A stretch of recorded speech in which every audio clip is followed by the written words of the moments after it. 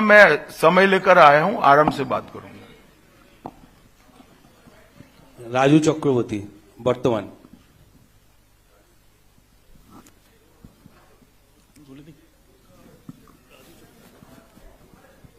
चलो भाई, दूसरे कोई खड़े हो जाओ।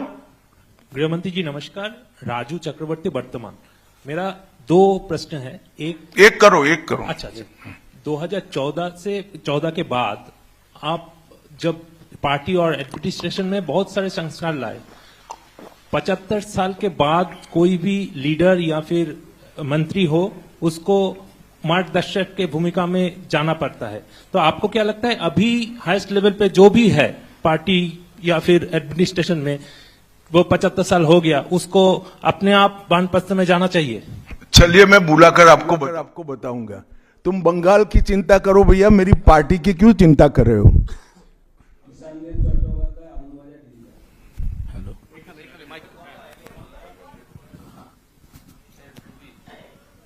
Amit ji, there is anxiety among the Motua communities regarding the papers and documents to be produced in the SIR process. And would you like to consider anything so that they can get rid of their anxiety? मतुआओं को डरने की कोई जरूरत नहीं है। ये Bharatiya Janata party का वादा है। जो शरणार्थी बंगाल में आए हैं वो भारत के नागरिक है, इनका कोई नुकसान नहीं कर सकता, ममता बनर्जी भी नहीं कर सकती। Amit ji, this is Atri Mitra from Indian Express. पिछले कई इलेक्शन में हम लोग देखे हैं कि your ground level organisation was failed to dominate in the day of election with TMC. So is your organization is ready for now in 2020? आपने ध्यान से नहीं देखा है। मैंने इसीलिए पहले भाजपा की विकास यात्रा, भारतीय जनता पार्टी की विकास यात्रा बनाई। हम 3 सीट पर थे, 77 पर पहुंचे हैं और 77 से अब एज अ मुख्य विरोध पक्ष हमारा अधिकार है कि विफल सरकार को उखाड़कर हमें जनता शासन देगी। हम 77 सीट पर ऐसे नहीं पहुंच सकते, 18 सीटें ऐसे नहीं जीत सकते हैं। हमारा काम बूथ तक पहुंच चुका है, इसी के कारण हमें सफलता मिली है। कृष्णजीत बख्शी, दूरदर्शन। आप विकास की बात कर रहे थे। हम अलग अलग शहर में जब मेट्रो की बात करते हैं तो हम मेट्रो की सूचना घोषणा देखते हैं और बाद में 2-3 महीने बाद मेट्रो चढ़ते हैं। लेकिन कोलकाता में हम देखते हैं कि हम बचपन से मेट्रो का काम चलते रहते हैं और खास तौर से मैं जब ऑफिस जाता हूं देखता रहता हूं कि एक जगह है जहां पे मेट्रो का काम आधा अधूरा पिछले कई सालों से है और 2-3 बार हाईकोर्ट का इंटरवेंशन के बावजूद भी वो काम हो नहीं पा रहा है और इसीलिए कई सारे जो यात्री है काफी उसका दिक्कत हो रही है। तो ये जो यहाँ पे विकास का काम इस तरह से केंद्र और प्रदेश की खींचतानी में रुकावट देखते हैं, इसमें कैसे इसका इलाज किया जाता है? बैठ जाइए। देखिए, भारत सरकार पूरे देश में इंफ्रास्ट्रक्चर के डेवलपमेंट के लिए बहुत सारे काम कर रही है। अगर भारत सरकार का पक्षपाती कामकाज का तरीका होता तो वो तमिलनाडु को भी अप्लाई हो सकता था, तेलंगाना को भी अप्लाई हो सकता था और हर राज्य को अप्लाई हो सकता था। सभी जगह इंफ्रास्ट्रक्चर के काम अच्छे चल रहे हैं। सिर्फ बंगाल में तकलीफ क्यों आ रही है? क्योंकि मेट्रो हवा में नहीं चल सकता, भूमि चाहिए। भूमि पर जो एंक्रोचमेंट है वो खाली कराने का काम राज्य सरकार का है। यहां भारत सरकार जो भी योजना लाए इसका विरोध करना, ये मानसिकता से सरकार चल रही है जो बंगाल का भी भला नहीं कर रही है, देश का भी भला कर रही नहीं। क्यों तमिलनाडु की मेट्रो में प्रॉब्लम नहीं हो रहा है? क्यों तेलंगाना की मेट्रो में प्रॉब्लम नहीं हो रहा है? यूपी में लखनऊ में मेट्रो तब लगी जब अखिलेश जी मुख्यमंत्री थे, वहां पर भी प्रॉब्लम नहीं हुआ। मेरा तो आपसे आग्रह है, इतने अभ्यासु पत्रकार हो, कुछ पत्रकारों का संघ बनाकर इसके डेप्थ में जाकर व्हाइट पेपर बाहर निकालो कि सारी योजनाएं क्यों अटक गई है, तो आपको मूल कारण मालूम पड़ जाएगा। एबीपी।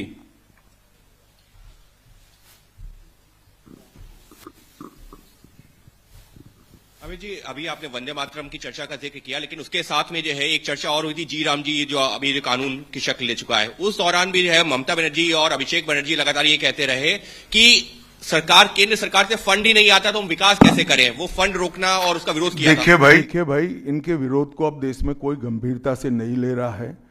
अगर कोई एक स्टेटमेंट भारत सरकार करेगी कि भारत देश कोई भी क्षेत्र में सबसे पहले आएगा तो भी ये विरोध करेंगे। विरोध उनका स्वभाव हो चुका है। इनके विरोध को कोई गंभीरता से नहीं ले रहा है, ना जमीन पर इसका कोई विरोध का असर दिख रहा है। लोहिया, एनडीटीवी। गृहमंत्री जी नमस्कार। पहला सवाल यह है कि कई ऐसी केंद्र की स्कीम्स आती हैं जिनको बंगाल में इम्प्लीमेंट नहीं किया जाता है। कहा जाता है कि केंद्र कोऑपरेट नहीं कर रहा है, और ये भी कहा जा रहा है कि अगर भारतीय जनता पार्टी की सरकार आई बंगाल में तो जो तृणमूल कांग्रेस की कल्याणकारी स्कीम्स हैं उन्हें रोक दिया जाएगा। आप कैसे देखते हैं इसको? देखिए, मैं बंगाल की जनता को यह अपप्रचार चल रहा है, इससे स्पष्ट रूप से भारतीय जनता पार्टी की ओर से कहना चाहता हूं कि भारतीय जनता पार्टी की सरकार बनने के बाद अभी की जो सरकार जो स्कीमों के नाम से जो कुछ भी चला रही है, एक भी स्कीम बंद नहीं होगा। और हमारे घोषणा पत्र में हम जितने भी स्कीमें करेंगे उसको जमीन पर उतारेंगे। ये हमारा रिकॉर्ड है, ट्रैक रिकॉर्ड है, देश भर में है। उज्जवल राय, एएनआई।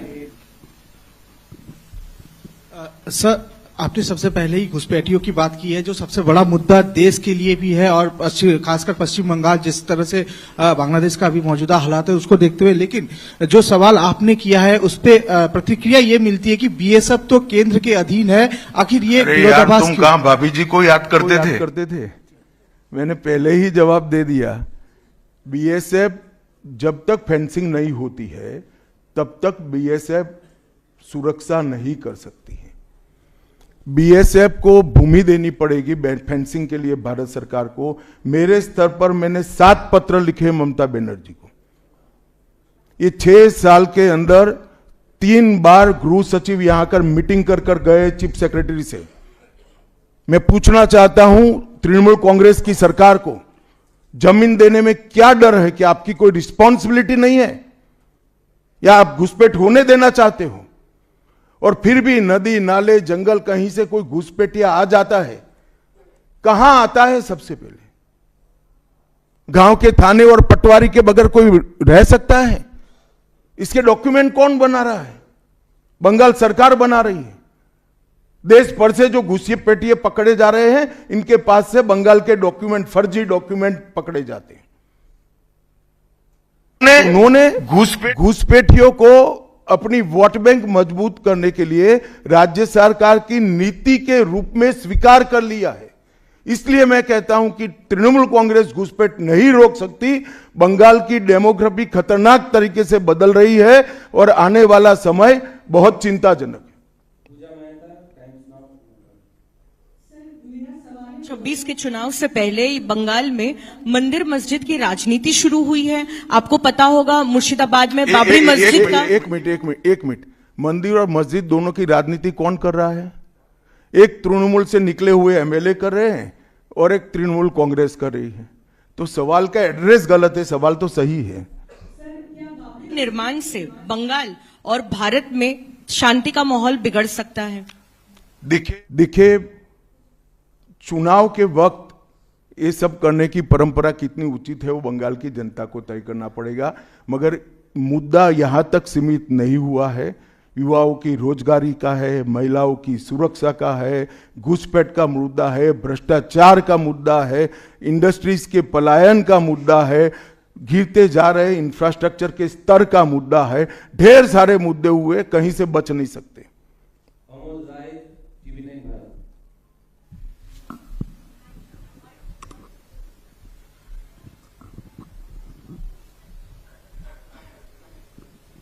सर मेरा एक प्रश्न ये है कि आज ममता बनर्जी लगातार 2 दिनों से का एक अपना स्वभाव है, लेकिन उनपे जो है तुष्टीकरण का आरोप लगाया जा रहा है। और लगातार वो पहले भी मंदिर एक बनवाई है अभी उड़ीसा के तर्ज पे, और दूसरा एक और घोषणा उन्होंने कर दिया महाकाल मंदिर बनाने का। तो चुनाव की दृष्टि से क्या आपको लगता है कि इसका मैं तो भाई किसी भी कारण से मंदिर बनाते ही इसका स्वागत करता हूं, मगर बहुत देरी कर दी है उन्होंने। बांग्ला।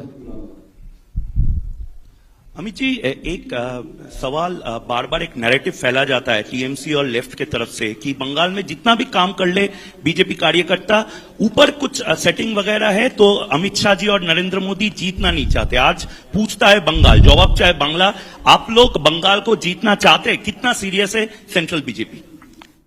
देखिए भाई, मैं यहां आकर प्रेस कर रहा हूं। मोदी जी अभी थोड़े दिन पहले सभा करने के लिए आने के लिए निकले थे, जा नहीं पाए।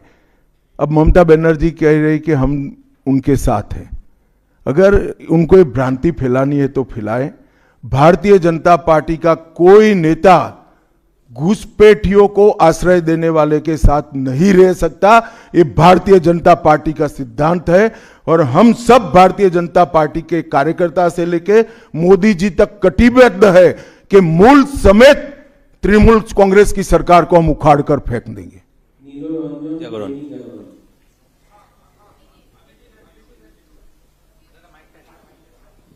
जी, मैं यहाँ, ये अभी आप कह रहे थे कि 3000 जो हैं भाजपा के कार्यकर्ता जो हैं घर छोड़कर भागना पड़ा उनको इलेक्शन के कारण, 300 की हत्या भी हुई है।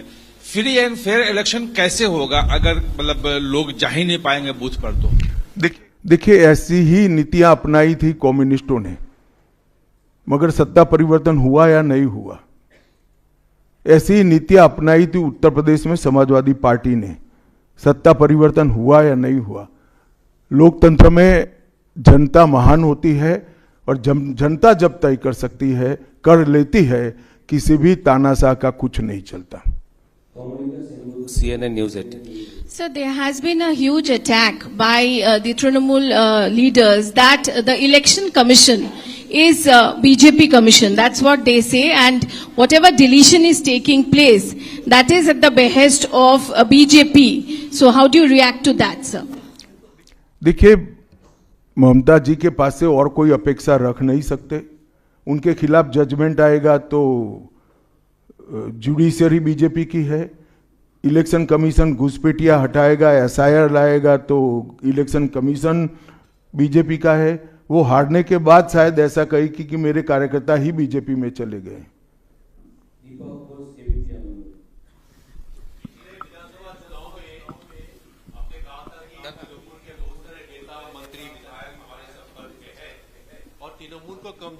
मैंने नहीं कहा भैया, ऐसा कभी नहीं कहा। हाँ, आए ही है।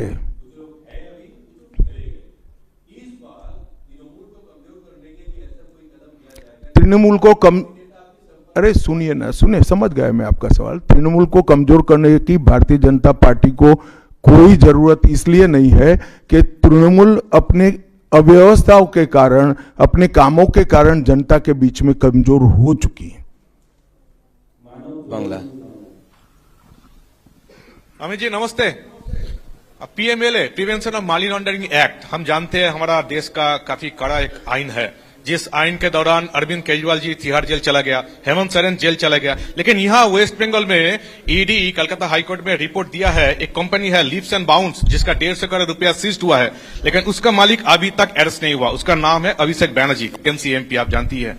इसीलिए सेटिंग्स वगैरह ये जो लोग प्रश्न कर रहे हैं, इसीलिए सेटिंग्स वगैरह ये हवा उठ रहे हैं, नैरेटिव उठ रहा है। बीजेपी का जो लोअर लेवल का नेता भी है वो भी पूछ रहे हैं कि क्यों अभिषेक बैनर्जी अरेस्ट नहीं हुआ, उसका कंपनी का 150 करोड़ रुपया सीज्ड हुआ फिर भी अरेस्ट नहीं हुआ। बीजेपी के लोअर लेवल के नेता का मुझ पर छोड़ दीजिए, बाकी भारतीय जनता पार्टी किसी भी एजेंसी के काम में दखल नहीं देती है।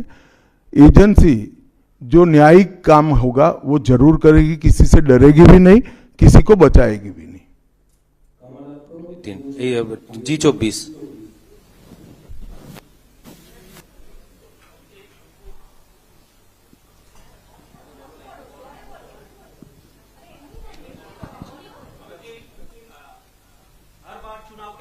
आप जब बंगाल आते हैं अब तक एक टारगेट देते हैं बीजेपी लीडर और सभी को, तो इस साल 26 के चुनाव के पहले अब सुने नहीं, मैं कहा 2/3 बहुमत के साथ सरकार बनाएंगे, 2/3 मेजोरिटी के साथ सरकार बनाएंगे, तो टारगेट हो ही गया। चलिए धन्यवाद। अब सवाल फैब्रिकेट हो रहे हैं।